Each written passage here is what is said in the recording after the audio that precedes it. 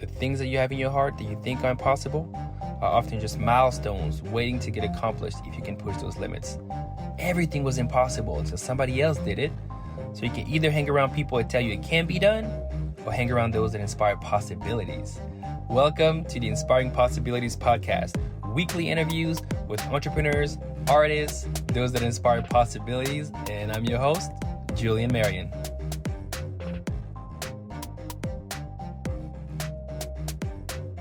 All right, welcome to the Inspiring Possibilities Podcast. It's Julian, and today I have an amazing guy, someone that I've met at a conference, and me and him kind of connected.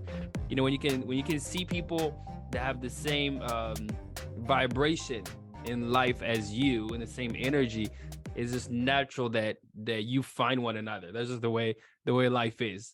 Right. The older you are, the more you understand that your vibration brings other people to connect. You're like, oh man, I didn't even know. Like, oh heck yeah, we need to connect. So anyway, I want to introduce you guys to Jeremiah Brown. Jeremiah, welcome to the podcast, man. Man, honored to be here, brother. Appreciate you, and I appreciate your kind words, man. For real. Appreciate it, man.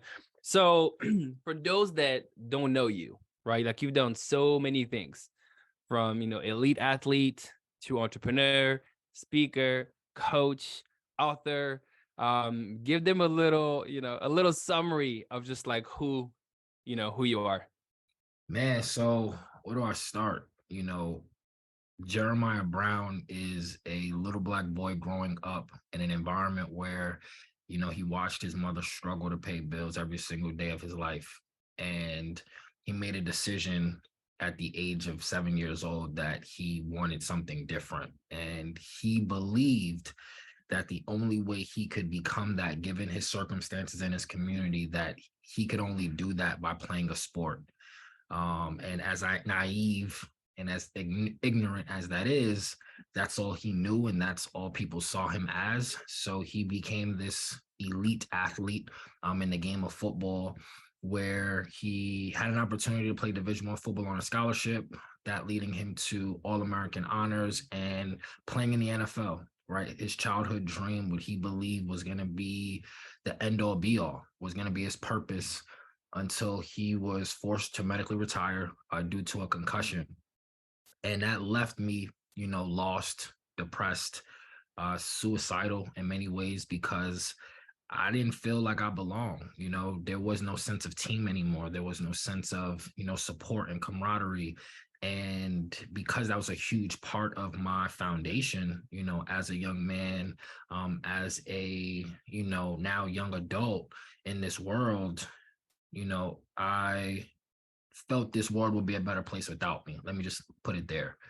And I found myself playing on the other side of the field from Tom Brady, in front of thousands of fans, making millions of dollars, to putting on an orange apron, working in Home Depot, And it was at those rock bottom moments that you have this father today, you have this husband, you have this entrepreneur, speaker, educator, and that's really on the shoulders of that rock bottom moment that I experienced and that pain that I had to endure as a young man. So, now fast forward a year after playing professional ball, I spent the past 11 years from 2013 until about 2022 serving in the New York City Department of Education. So actually in my undergrad was when my educational career started. Didn't realize what was happening, but in undergrad, you have to do internship hours. And right. I double majored. I had a major in education and sociology. And it was in that where I was training to go pro, but I was also a sub para. So I was like teaching and trying to go pro at the same time. I ended up graduating. And then from graduation, I ended up playing in the NFL, and then found myself back in front of the classroom. I served as a special education teacher, high school director of athletics, assistant principal of school culture and social emotional learning. And while doing that, I started my company, so it was these past, 11 years has been a roller coaster of emotions, experiences, and personal and professional development, to be honest. But today, You know, today I am a father, I'm a husband, I'm a speaker, and I am an educational consultant. And I have the assignment to travel this world and just do what I love in developing students, athletes, and those who support their development. I love it, man. I have a couple of things. At first, I love how you pick words because I know you're uh very specific on what you're picking now, right? Like, hey, those are the words that I want to use, right? Like, I know people can't see right now, but behind you, you have, execution, you have hustle, you have, was it grind? Grit. Oh, grit. Is it grind or grit that you Grit. have in that corner? Grit. Yep. Right. So like you're very specific on those words because those words have meaning, and power behind it. So you said assignment. I have an assignment. So talk to me about that. Like how did you one discover it and how did you get to use that word Yeah, man. Through assignment? pain, through pain, hitting that rock bottom moment. And that's why I wanted to start with that because oftentimes the misconception, when you have, distinguished people or people who found some level of success, if it's myself or, any other individuals who've had the honor of being on your podcast, sometimes the misconception is that we've always been here, right? That we've always had these polished up speeches and, great looking brands and family. So I wanted to just start in a place where, I truly believe it was a season of storms that I felt really developed me into just having the clarity on who Jeremiah Brown is, what Jeremiah Brown was placed on this earth to do. And I call it an assignment because that's what reminds me of my source. That's what reminds me of why I do what I do. Because when you are wired the way we are, you know, Julian, where it's just like we are creatives and we have these visions and we lose sleep and we sacrifice time away from our families to do this, you can get dad guilt, you can get husband Right. guilt, you can, all of these different emotions can come up and it's just like, man, like I'm really working towards something, but like why do I feel like this? And for many years I was afraid of my own greatness. Like I really was like, man, if I become great again at something and then I lose it, like how are people? And I was just focused on all of the wrong Right. things. And as I got closer with God, it made me realize that what I'm doing is so much bigger than me, right? Like he's literally using me as a vessel to do his work, right? To put things into position and into place to Yeah. not only, inspire people, but to employ people, not only to True. equip people with tools and resources, but to be a bridge, that connects them from their doubt, their discomfort, their pain to where they want to be the way I needed it, and I feel like God had me go through those storms of trying to figure out who I was so that he could say, now you're going to value this assignment that much more, you know? And it's like this notion, right? And I don't want to go too far left, but as parents, me and you are, I believe one of the toughest things as parents is inflicting struggle and pain on your child and seeing them go through that and almost wanting them to go through it, but not in a way where you lose them, not in a way where they lose themselves, but in a way where they can um, understand hard work, understand what it means to, have something and persevere through something, as opposed to just Right. giving them everything. And I felt like God did that with me, where he was just like, what I have us over your life, it's going to require you to have to steward it, in a way that you won't be able to steward it if you didn't go through this experience. Because now, when I'm on these stages and I'm getting paid thousands of dollars to speak, and people are buying my book by the bulk load, there's no imposter syndrome. Like I deserve this. I put the pain in for this. I've Right. endured so much for this. So there's no, so that is all of why I believe, this is my assignment. And because when I tell you, like I, I'll give everything, like my last dime, I've given it. I've gone to my mom and asked for loans. I've gone to I've done so much. And it's just like, often ask myself, like, why am I doing all of this? Like, what is all of this for? And God reminds me, so before I step on stage, before I get in front of your audience today, I'm always asking God to just use me, just to use me. No, I mean that's one of the thing I do too. And and ask sometimes I ask God to speak through me. Yeah, Right. Like that's been kind of like one of my bigger one ask is just like, hey, speak through me. Right. love it. Because I realize that sometimes because of who I am, I can be so fast in the Sure. way I'm speaking and where Right. I'm going that sometimes people get lost. Or because I want to go there because I have so much passion and energy towards the direction that I want us to go, Right. that I forget that, hey, there's still people that you're leading, There we go. and I think we talked about that pre-show. You briefly, touched it, but I know it triggered me, which is, and somebody mentioned that to me, and because I'm very demanding on myself, Mm, right? And one of the things that it says is like, hey, you have to be you have to be more gentle with you, sure. right? And he said, when you're more gentle with you, you are more gentle with your wife. When you're Mm, more gentle with you, you're mm, more gentle with your kids. mm, Because if I'm demanding that's a good. lot out of me, Sure. like listen, we're every day we're gonna take care of this body. Sure. We're gonna Sure. wake up early. It doesn't matter if we went to bed late. If we say we're gonna work out early to work out, this is what we're doing, Right. right? Because we said this is what we're doing, Sure. right? And that means I'm demanding that from them, Sure. right? Which is like I'm almost like drill sergeant, right? Because I'm like, listen, we say this is what we're doing. Come on, like we got this, right? And so you're not gentle with them because you come in a little too aggressive or too passionate in the way you're saying. And so that was one of the biggest aha moment for me when I had to shift it, which is like, hey, if I'm gentle with me, Sure. I'm gonna be gentle with my wife. I'm gonna be gentle with my kids, and I have 6 kids. So literally, like, there's many people here that I can be either the opposite of gentle, right? Sure. Which is demanding because I want more for you. I know you can do more. You can Right. push through this versus just like, hey, I just want you to care, There we go. right? I just want you to care. I just want you to care and celebrate me because I knew that for me growing up, like I didn't have a lot of celebration, not because they didn't care, but it's just because our life moves so much, Right. you know?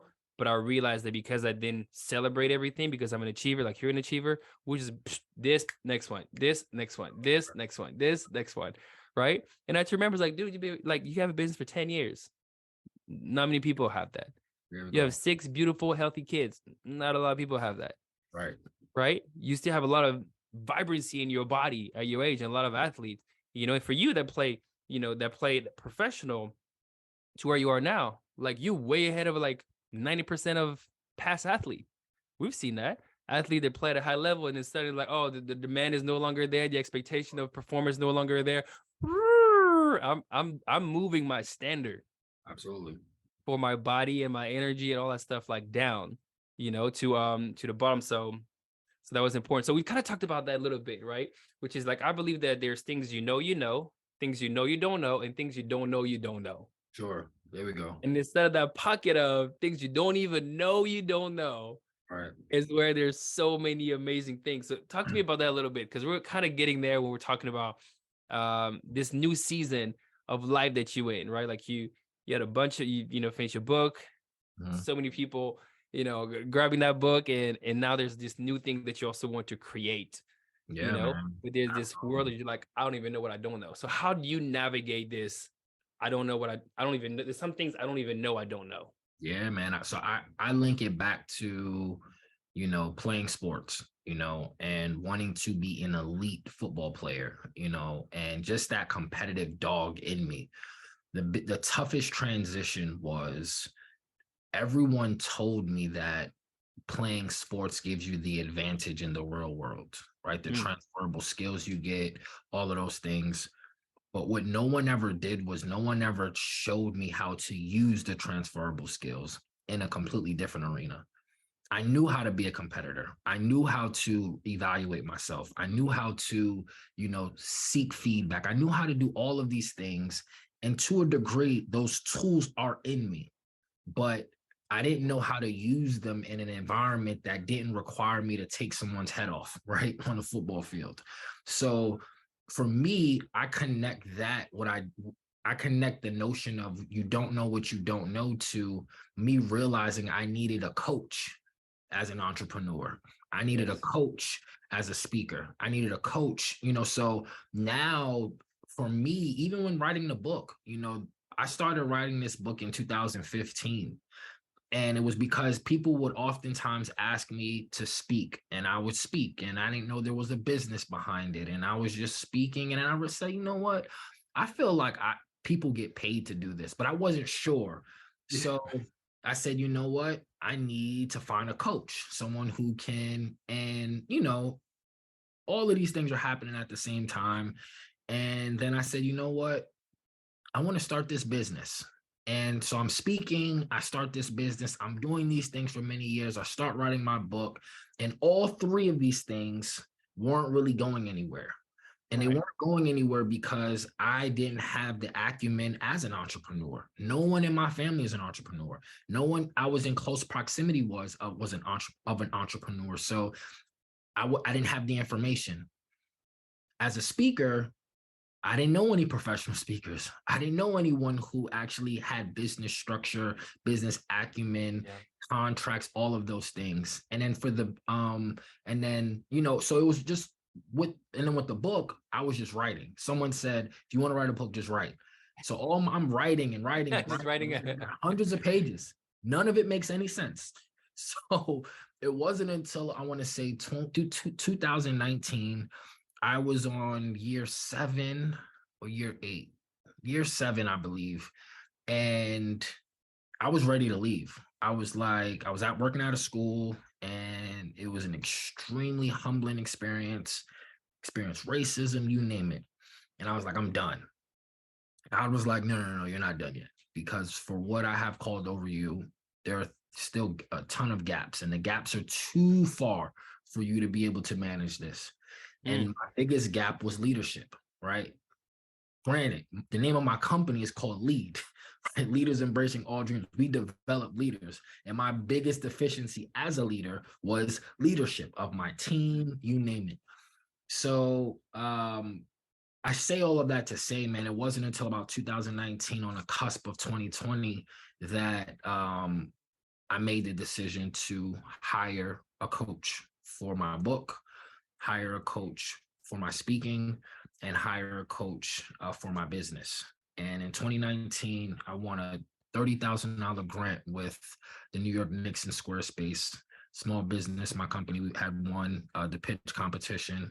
Nice. And I had the capital that I didn't have to get the coaching, because knowing you need a coach is one thing, but then finding a quality one is someone that's going to cost you thousands of dollars, as we both know, right? And I had the capital, and I'll never forget, my wife was just like, you've lost your mind. I spent the $30,000 in like 3 days.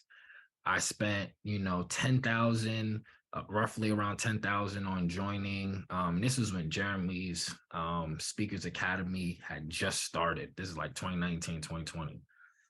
Joined the community, spent another 10, 15,000 on a book writing coach. Then I spent another 10,000 on, like 5 to 10,000 on getting structure from my company. So the LLC and everything was already formed. There was just no structure, so hindsight, 3 years later, all of what people see is on the shoulders of a 30,000 plus investment now. Right. It's way more than that. And me humbling myself to know that I don't know what it takes to become an elite entrepreneur. I don't know what it means to become an elite speaker. I have the vision. I have the competence to run a company. Right. I have the gift and the ability to speak and communicate naturally, God gifted, right? And I know that there's a book inside me. right? So there are people who are listening to this today where there's something that they want to do and they're trying to figure out why it's not happening or why they started it and it's not growing as much, is because they're probably not a part of a community. You know what I mean? Where now as a speaker, I'm in a community where I meet speakers like you know what I mean, who have incredible stories, who can take me to the next level. Now that I have a book writing coach, she's helped me not only just write a book, but write a book in such a way that it's aligned to the standards of the educational system. So it can now be taught. You know what I mean? So Mm. it's so much that goes into it. And I know it was a long-winded response, but I just wanted to give just layers of examples on it. Didn't just stop at I want to be a published writer. It was I want to provide the best overall experience for whoever's holding my book. And I know I can't do it by myself. And I know there's a process that I'm just not aware of. Let me hire someone, let me do some research and get that. And to be honest, I take that approach in every single thing, every aspect of my life. And as a result, I've been able to find some success because of it. No, I, 1,000%. And I have a I have a question here. Like what you said kind of got me to a path that we're going to take. I want to kind of pause on that for a quick second. Whenever you talked about, again, I'm gonna get your opinion on it. We talk about coaching, right? Mhm. Same thing as you. I think athletes understand coaching and value of coaching Sure. because you're like, listen, like I know what I can do, but I have sometimes just like there's things that I don't know. Right. Yeah. And there's this whole African proverb, right? Just like, if you go alone, you're gonna go fast. If you go together, you're gonna go far. Right. Boom. And So, but yeah. but the two together, they never put together. So for me, what I really saw through coaching is that no, getting a coach is going further faster, because a Sure. coach does is like literally like creates this vortex of like time compression. Yeah. Like you're paying me for my 10 years. You're paying me Yep. for my Yep. $100,000 investment that I've made so that I can pass that on to you. Yep. Right. And oftentimes the challenge with people is that they're not confident. Yep. Because if there's any guarantee behind any coaching, anybody would do it. If you say, hey, Jay, give me 10 grand and I give you 50,000, you're going to be like, okay, I'll figure out how to get 10 grand. I'll Right. borrow. Right. I'll Right. ask somebody, and I'll tell them, like, trust me, I'll give you your 10 plus maybe 2 extra thousand, right? Because you know that you're going to get something else, out of it. And I've seen that time and time again with just like successful entrepreneurs understand that there is so much that they don't even know they don't know. And so Yep. the coach just comes into place where I'm getting a coach for the things I know I don't know, knowing that there's other things over there hidden in the dark Yep. that I'm also paying for, the connections, the Yep. processes, the Yep. structure, all, just the network. Um, so talk to me about kind of like that approach with needing a coach for those that are kind of reluctant on hiring a coach, because obviously my wife was telling me that the other day. Is like, well, everybody's a coach. Like there's so many coaches, everybody wants to be a coach, right? But not everybody is an actual, but Sure. everybody's trying to charge the same price, but Yep. not everybody can actually like give the result that's needed. So for those that are kind of like on the fence with getting a coach, they kind of feel the pull, but they're just really hesitant at getting a coach for whatever it's like marriage coaching, business coaching, speaking coaching, podcasting coaching, all of those. They're just slightly reluctant. Like, how can you help them navigate, those waters that they're in? Oh, that's a great question. And I would say there might be two or three layers, but the two that's coming to my mind is proof of concept, and then values. So proof of concept is especially in, the realm of execution, the realm of getting things done. You want to make sure that this person has found some level of success. So as I'm, this podcast space, I'm doing research and trying to see, okay, who has created and leveraged the podcast space at an extremely high level. There's so many people who are doing it, but who has done it in a way and who has the proof of concept that they have a tree of other, Things discussion. successful people that have come from them. And to me, that's one of the first things I look at is like, okay, all right. So for example, in the podcasting realm, I see David Shands a lot. And I believe I see David Shands a lot because I'm connected to Jeremy Anderson and they're close. So my algorithms, when I'm typing in podcasting, David Shands is the number one guy popping up. So when I'm looking at David Shands' proof of concept, I'm looking to see, okay, who else has gone through his formula rather, because everybody, that's the thing, everyone has a formula that they believe can help you get success, right? Y plus X plus Y equals M. You know what I'm talking about, right? Yeah, But I know what you're saying. so everybody has that formula. And for me, it's just like, okay, so when I look at David Shands, I'm like, oh, okay, like he's had Jeremy Anderson. Jeremy Anderson seems like a good guy. And this is just me talking without knowing, right? Oh wow, he has Darius Daniels. Oh man, that's a high level earner. That's a high level speaker. That's actually someone, that's a man of God. That's somebody. Okay, cool. So I'm looking at the people. So the proof of concept is the first thing I look at. And then values is the second. Values is essentially what helps me make the decision on whether or not I'm going to make the investment. So I compare my personal values, right? My core values of who I am as a person. And then I compare and contrast them with whoever it is that I'm looking to invest in. So is this person have a family, right? If they don't have a family, then they may not understand the nuances of, the family dynamic, right? Is this a person that is a man or woman of God, right? And they may not need to be, Right. but if they are, it's definitely a bonus. And the same thing for a parent. Like they may not need to be a parent, but if that connects with me, it's always a bonus. Is this someone who is essentially just connecting into the values, right? So whatever my personal values are, do they connect with? And then I do a compare and contrast, right? So for example, before joining Jeremy Anderson's Next Level Speakers Academy, for me, it was just like, okay, my values, a man of God. I am all about getting things done. I am someone who is all about family. I am someone who is all about networking and all of that stuff. So I go to Jeremy and I'm looking at his website and stuff, and whatever I don't see when I hop on my discovery call, I'm going to ask some of these questions, and see and get a feel for what his response is. And if all of the values are checked off and I feel it's genuine and I feel, then it's just like, okay, I'm gonna pray on it and then I'm gonna go with them. There's some cases where I've heard some guys like, yeah, man, I don't have a family. I don't got no time for that because it's time to get the bag. You feel me? So I'm gonna help you get the bag. And it's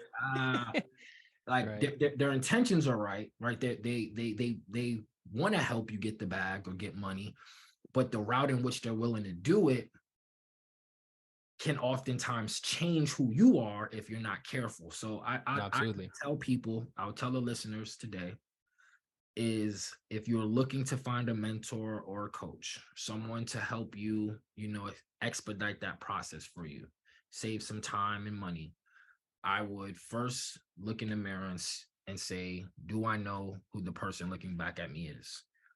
Do I have non-negotiables? And compare that person to the person that you're looking to, get coaching from, and see if it's a match. It's like kind of like Tinder, right? You swipe right, like see if it's a match. And if it's a match, then I'll tell you to go to your source, if it's God or if it's someone in your family, and ask their advice on it. And then from there, and that's my process. That's what I've done. And I didn't get it right all the time. I'll be honest with you. Recently I had a bunch of publicists reach out to me. Hey, we want you on, we want to represent you. Man, your book, oh man, you did this, you did that. So of course I'm like, well, me having a publicist would really help me. Now I was represented by, someone when I was playing professional ball. I still work with them closely. But this person, you're talking about Good Morning America, Michael Strahan. I'm like, oh, they got the proof of concept. Right. I got so caught up in the proof of concept that I didn't look at the values. And because I skipped that step, I ended up losing out on $2,000. This is recent, bro. Like this is someone, yo, Jay, I was with Michael, like proof of concept through the roof. Like the crazy part is they even represented someone within the next level speakers. I'm talking about like one of Jeremy's all stuff. Yeah. like coaches. And I'm like, wait a minute. They represent one of the big bros coach. That's all I needed to see, right? Yeah. And I skipped the step. And as a result, when I first signed to work with them, I started seeing certain things like, I don't like how they posted that. I mean, you can go have Yeah. The brunch. nuances. Yeah, so it was just certain things that started happening. I was like, character. And then I was just like, So because I skipped that step of comparing and contrasting the values of who we are as people, I ended up, taking an L, that I'm learning from for sure. No, that's it's funny you say that because first I agree with it. And I think the other maybe I will add to it, which is like watch their fruits. Yeah, there we Like go. That's good. That's good. right, like apple tree can only give apples, orange tree can only give oranges. Like you can't do what you're not. Yep. Right. Yep. So it's like you're looking at somebody that's like high level. It's like really look. Like somebody that is a piece in within what they're doing, they look different.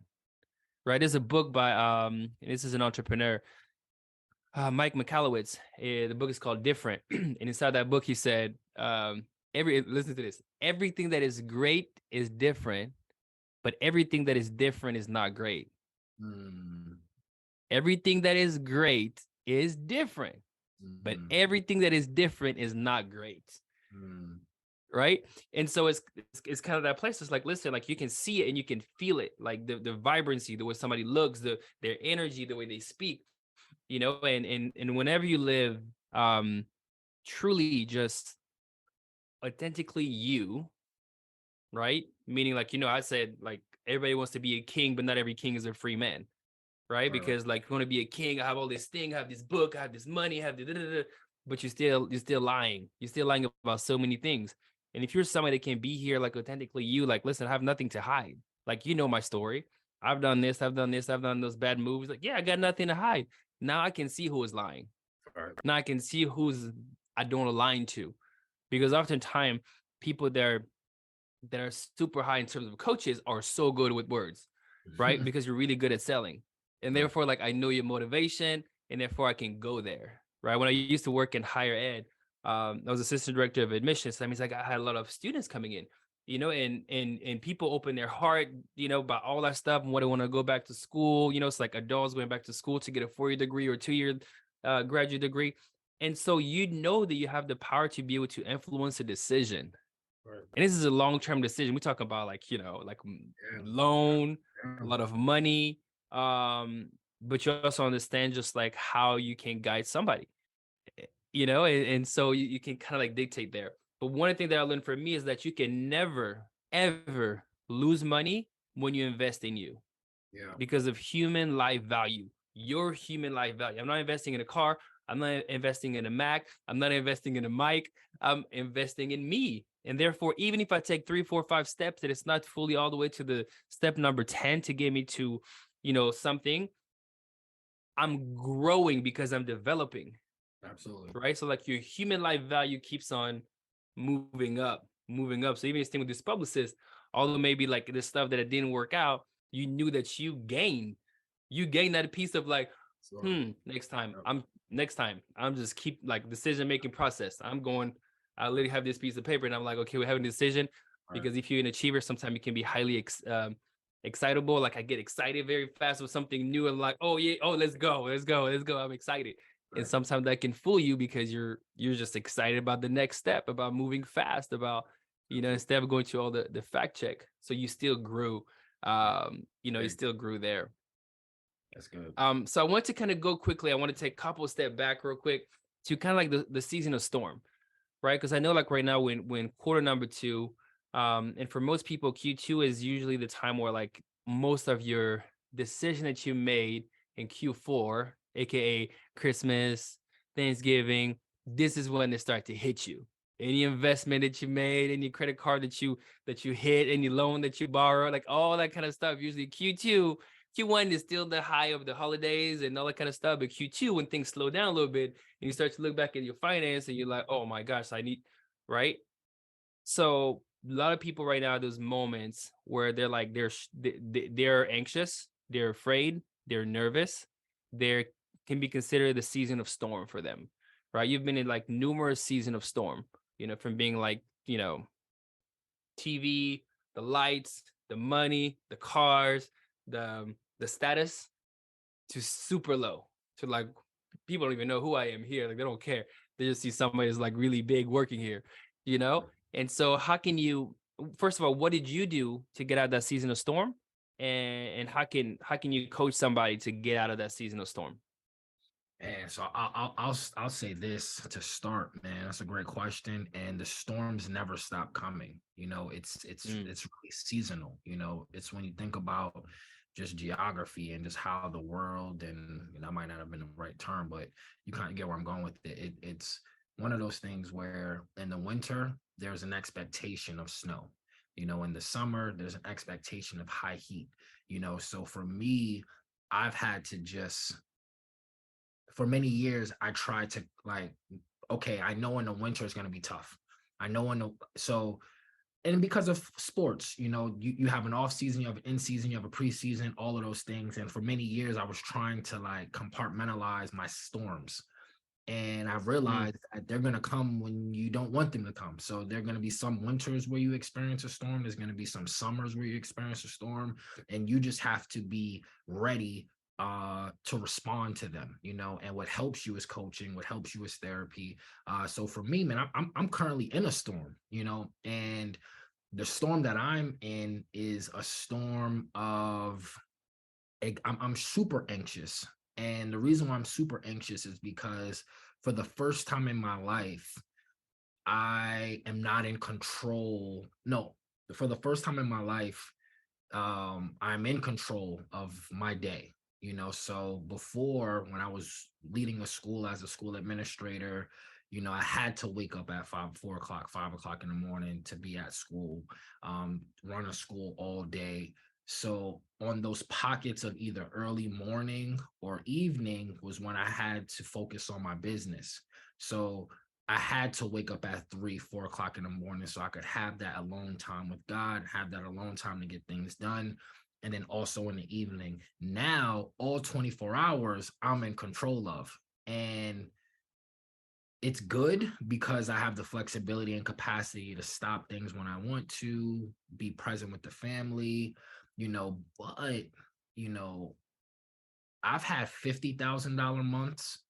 I've had over $150,000 quarters, and then I've had $5,000 months, and then I've mm. had $12,000 months, and then I've had no $1,000 months, right? Where there was nothing coming in, and it's for a mixture of things, supporting family and doing things, but when you work for someone, no matter if it's stressful, no matter if you hate it, you love it, Yeah. that check is hitting on the 1st and 15th. It's Steady. consistent, right? Steady. And that consistency Uh, is a huge part of what I operate in consistency. Like that's one of my values, So when things aren't consistent in any aspect of my life, I feel off, So I'm yeah, rhythm. super hard on myself because it's like, well, why don't I have a $50,000 month this month?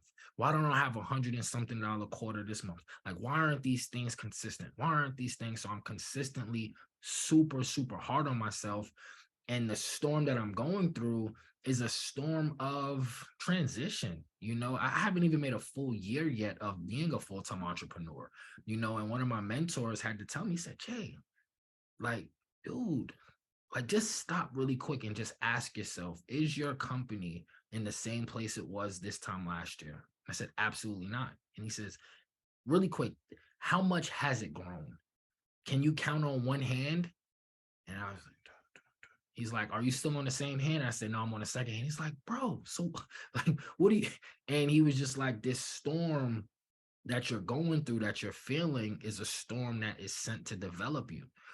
So if there's anyone listening today, man, if I could just plant a seed and just let you know that the seeds that you're planting or that you've planted a year ago, 2 years ago, 3 years ago, ask yourself, how much are you watering you? How much are you tending to that seed, right? And in many cases, when that storm comes, it's honestly removing all of the weeds, it's removing all of the things that this seed does not need for it to actually bloom into what it was designed to bloom into.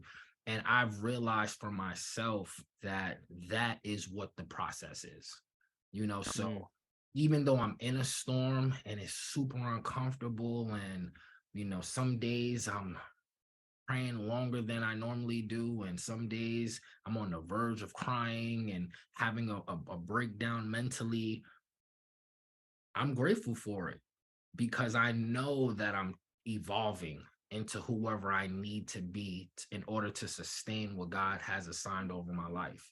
Because there were times where I had over $70,000 in unpaid invoices.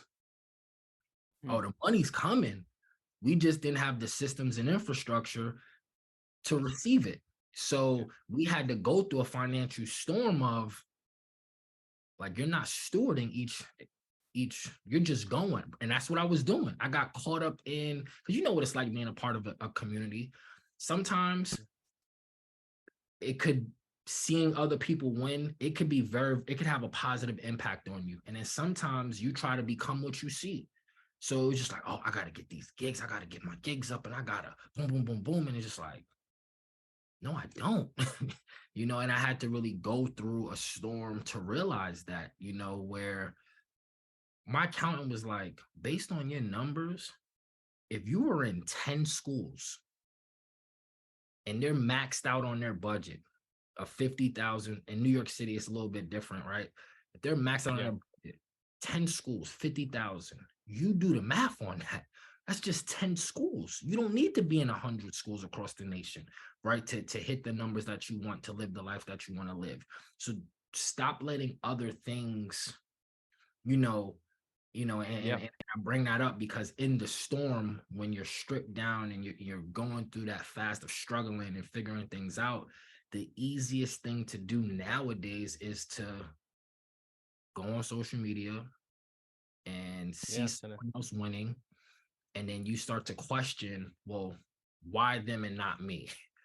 Or you assume that they haven't experienced any pain, they haven't experienced any discomfort, they there's haven't a experienced different. anything, right? And you're the only one that's going through all of this, and they may have gone through the same thing, they just didn't stop or quit.